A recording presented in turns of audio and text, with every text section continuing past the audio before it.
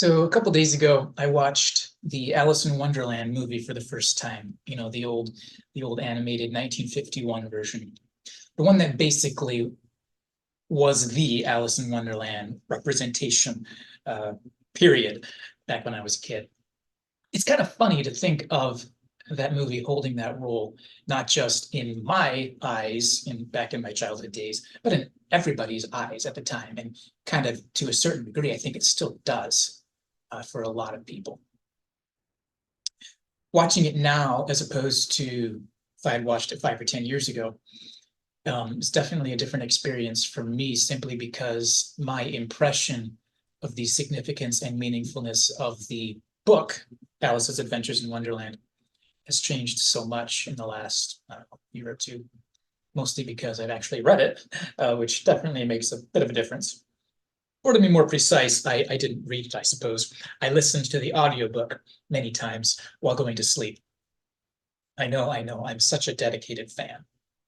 Now, in my self-defense, is it so far from the original intent of the book?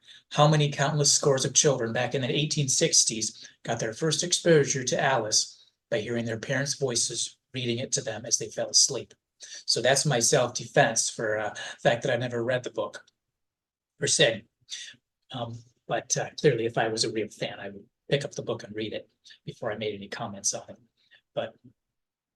But even though I was just using it as sleep audio, I came to fall in love with the Alice story more and more every time I exposed myself to it. Every scene has its own gentle and revealing literary colors that really reveals a perceptiveness about the way the human mind works, and not just the mind of a child, but also the mind of the adult, maybe, who reads or listens to the story and may see him or herself in the kind of imagery, the very dreamy and evocative imagery that Lewis Carroll uses. The Alice story seems to me, the Alice story, not unlike other classic children's stories that I've come across that go back to that general time period, seems to me that it's aimed not just at pleasing the children who hear the stories, but also it's also aimed at making an impression and melting the hearts of the parents who are reading the stories to the kids.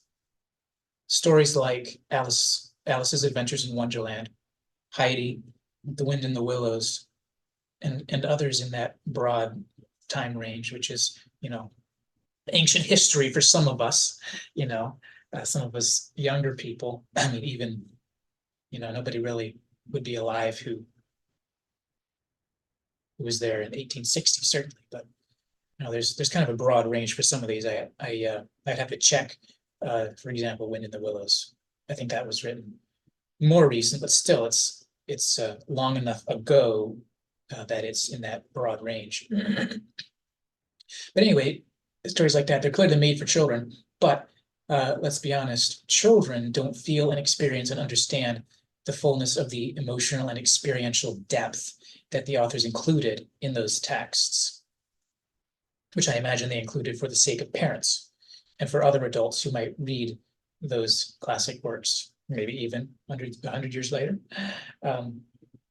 And to be fair, some books, like I thought it was interesting when I listened to, I didn't read it, I listened to the Heidi story.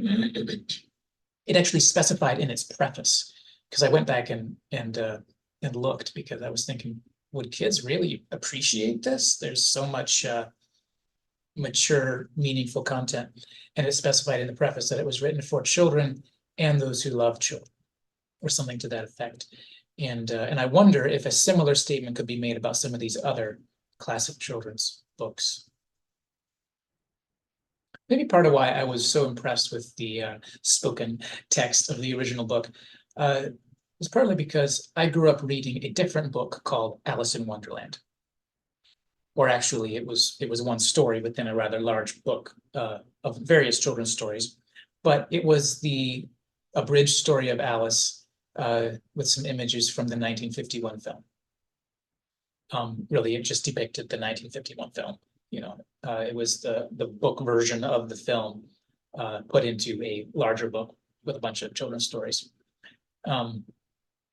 And as far as anybody was concerned at the time, the 1951 film was Alice. You know, there were synonyms. So as far as I was concerned, what I was reading was simply the book version of Alice. From my point of view now, that's really a sad, sad state of affairs. So now finally, as of this week, over 20 years later, I have not only read the real book, but I've also seen the movie. The movie which attached itself to the identity of and came to be almost synonymous with the source material. And as far as I'm concerned, it's kind of sad.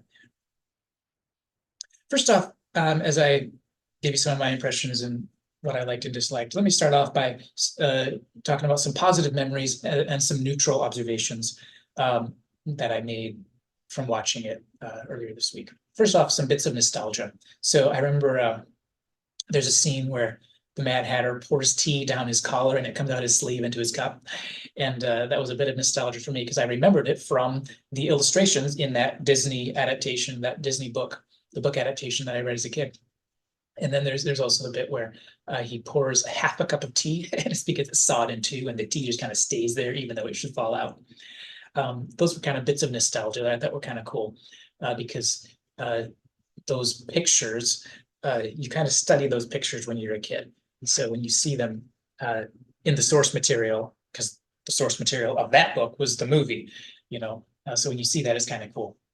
And then there was the bit I literally gasped out loud when the moment where I forget if it was the Hatter or the Hare, and they had just chomping away on the tea plates, and I just gasped out loud because I've had dreams where I'm chomping down on glass of some kind or other, and it's always this really dreadful kind of uncomfortable thing where I wake up feeling, ooh, why was I eating all that glass? Maybe it came from, maybe those dreams were triggered by watching the Grinch eat his glass. Remember when he was I forget how when exactly, but it's something like he's bored and he like takes like a bottle or something. Goes, I'm just eating because I'm bored.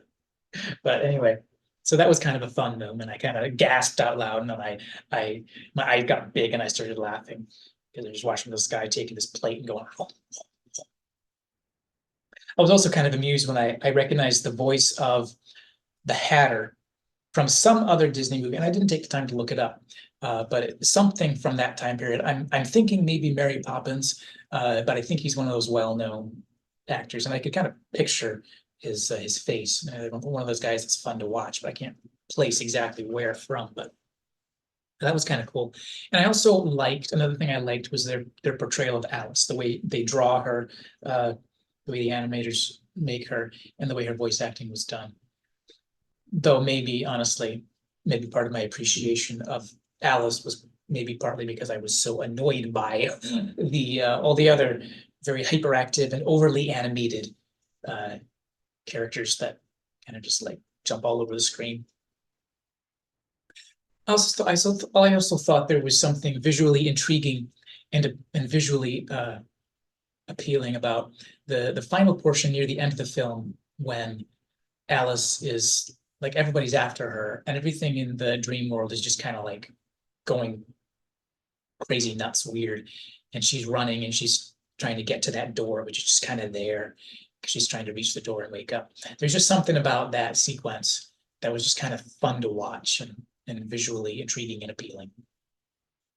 So those were some positive things that just kind of stood out. Now for some kind of just innocuous variations from the original story that I noticed as I watched it just now. So for one thing, and I thought this was just kind of interesting. This isn't really a criticism. This is just kind of an innocuous thing to take note of. Whenever the Queen said, "Off with their head," in this movie, in the first couple of cases, I thought it was interesting how they added this little bit where they would show it was a playing card, and they would show that poor little playing card getting forcefully escorted away to take him away to get him beheaded. And I think he was probably like crying, like, "No," Now, then what makes that stand out to me is in the original book, as far as I can remember, no one was ever actually shown to be subjected to beheading. There was nothing like that sequence. It was just something that the Queen was constantly declaring. So as it went on, you might become a little unsure. I kind of would come to be feeling a little unsure as to whether the beheading was actually happening, or maybe just happening inconsistently, or if on the other extreme, maybe the queen just likes throwing the words around, and they're not really that meaningful, and people get all emotional about it because this is a dream, and people get all emotional about it, but it never actually happens. It's kind of one of those things that, unless there's a part that I missed, seemed like it was kind of left undecided, left kind of vague like that. The closest thing we got in the book to seeing a beheading was when the Duchess was revealed to have been taken to prison, presumably taken to prison to await beheading. And so then she had to be fetched out of prison so that they could question her about the Cheshire Cat. And then in that same cluster of scenes, in that same context, was where the executioner was in conversation with the king about whether or not, it would be possible, or he would be able to behead this Cheshire Cat, or the head of the Cheshire Cat, when it didn't have a body. So other than those two parts where the Duchess was clearly awaiting beheading and the executioner was clearly, there to execute. But other than those, beheading is kind of like this constant threat, this constant felt threat that is consistently unseen, which is kind of fitting for that dreamlike context. And it's also kind of an ingredient that leads toward the feeling you get of the inherent absurdity of the queen's impatient threatening. It comes to where she's saying off with everyone's head, and you're wondering, this is just inherently absurd. There is no such thing. So I suppose in the book, it's assumed that the reader will understand that the threat of beheading ought to cause serious alarm to Alice. But then over time, it might come to feel more and more like an absurd suggestion. But let's say if a parent's reading the story to a child, the parent would probably need to explain, depending on the age of the child, what do you think it means when she says, off with his head, and kind of interact with the kid a little bit, see where the kid's at, see if he understands. But in the 1951 film, films don't work like that. So that kind of explanation, there's no parent who's going to be like, what do you think she means by off with his head, So they had to make it real to the watchers. And so they did that by showing the little playing cards being forcibly taken away. Oh, don't kill me. In a way, I think that it kind of serves as a little bit of an example, a little bit of an illustration of how the movie really transitions from the style of the source material, which is really a highly artistic work of fiction that can be read by adults, it includes the kind of subtlety that you would expect from a more sophisticated art form. Whereas the movie, the 1951 movie, changes that goal, transitions it over to a more superficial entertainment goal that really wants to be completely understood by very young kids upon the first time they watch it. I think it's intended to be enjoyed by children, but not really by adults, in contrast to Lewis Carroll, who I think intended it to be enjoyed by both the kids who have their parents reading it to them and by the parents who are reading to their kids. And so it seems like, as I see it in the movie, subtlety and artistic appeal are completely eliminated from the source material, which is kind of sad. Other changes that I noticed were things that I would associate just with the fact that the story's been significantly abridged, which is just something that happens, such as, and some of these elements would be the elimination of certain characters, certain scenes, such as the Duchess, the mouse, others like that. I also, another thing that I really liked and I felt intrigued by the way they visually portray the caterpillar. And I suppose partly the reason I like it so much is because I recently rewatched the 1999 TV movie Alice in Wonderland, in which they have a caterpillar for the caterpillar scene, the way they just do it in an absolutely cringeworthy manner. And I like that movie a lot. I actually made a video about it. I think I don't necessarily give it high ratings on every aspect, but actually watching this movie has made me like that one a lot more. But anyway, I digress. I like the caterpillar here. I think the caterpillar in the 1999 live action movie is really cringeworthy. But this one's fun to watch. But most of the other characters in this movie, especially the king and the queen, they're just really to me very annoying to try to watch. They're bizarre and absurd, but not absurd in a dreamlike manner. They're more bizarre and absurd in a absurd cartoon kind of way, where it seems like the goals are just to be over the top and to hold the attention of really distracted watchers, and that's become more important to the creators than, let's say, providing emotional effect, expressive effect, atmospheric effect, etc. And really, as far as, some people might say, well, what do you expect from a children's film? But the fact is, children are quite capable of watching emotionally compelling but calm content and appreciating it.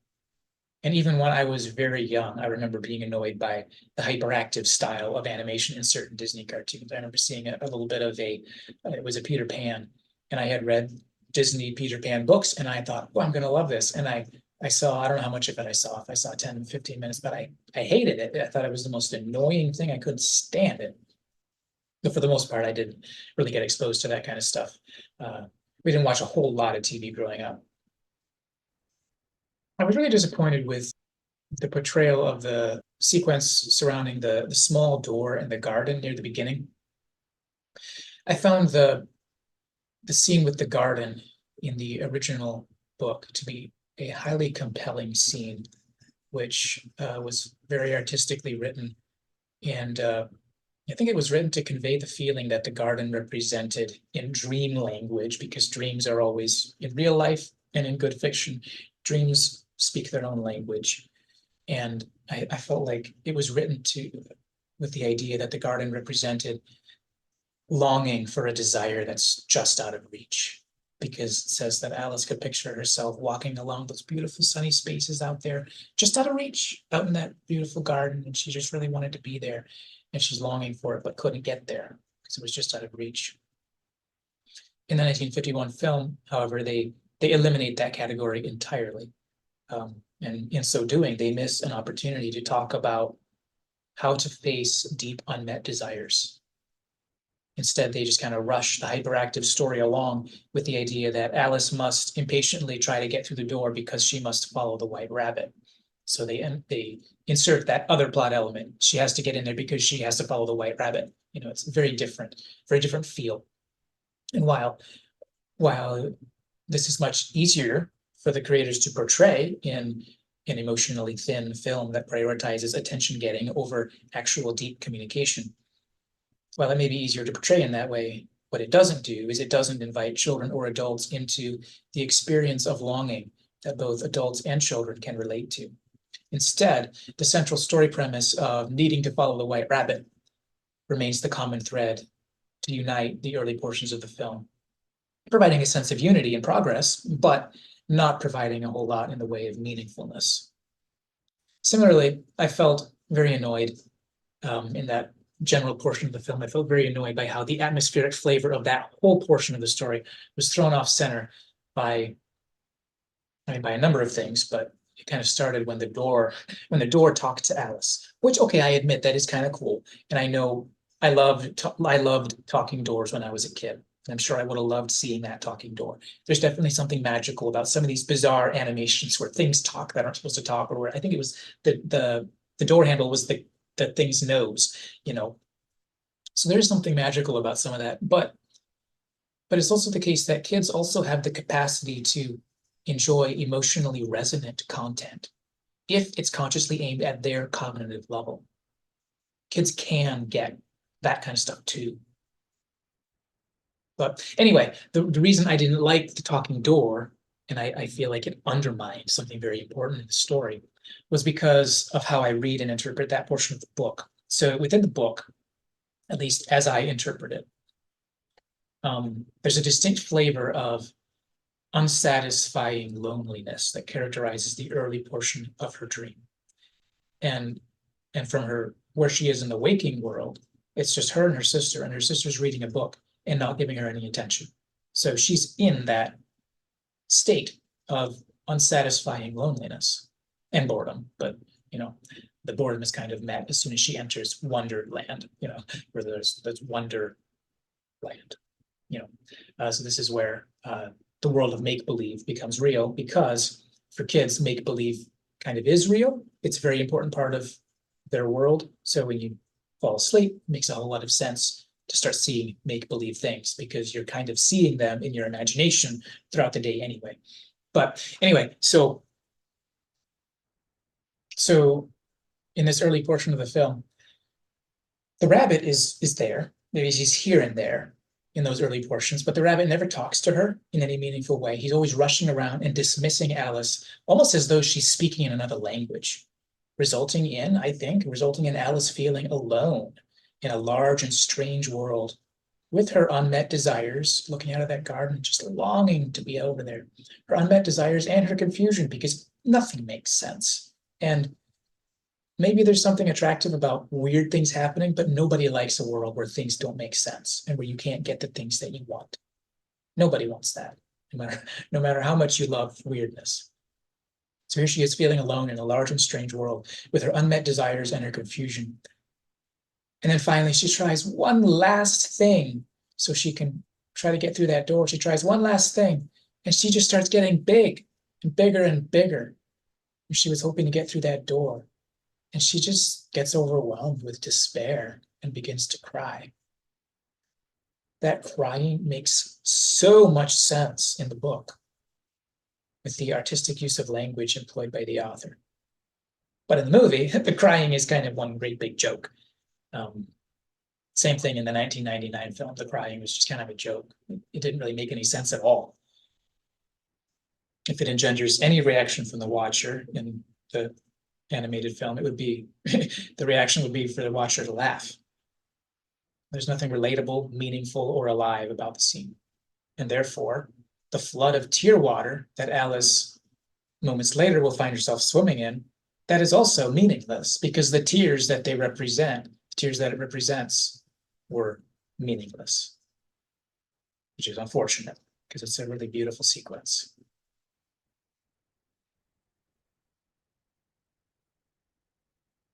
In the book, at least in my subjective interpretation, it really finds one of its most, what I found to be one of the most meaningful moments, because I realized this part is really subjective. I'm not just saying the impression I got, I'm saying how it felt to me. But I felt like one of the most beautiful and meaningful moments, maybe in the whole book, but certainly in this part of the book, is when Alice is swimming about in the water, which is actually her tear water, and she meets the mouse.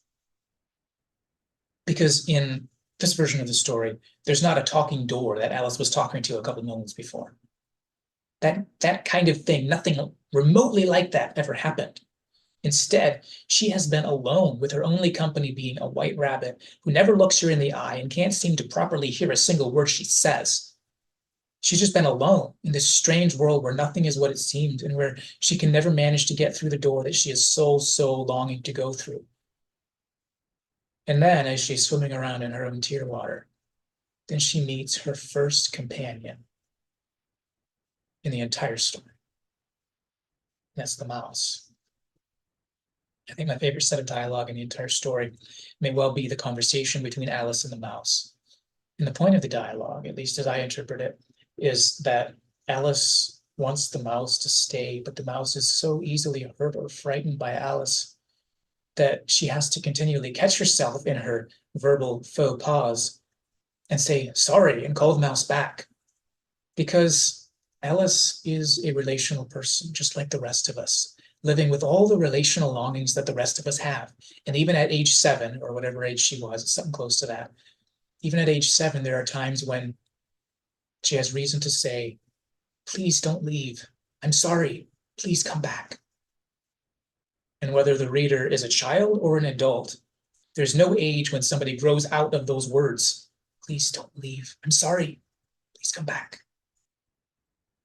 Because it's not age, but life situation that determines whether someone is going to understand those words or not, whether someone's going to recognize that the mouse is a real character within Alice's dream world, presumably because it's a real character within Alice's waking world by some other name.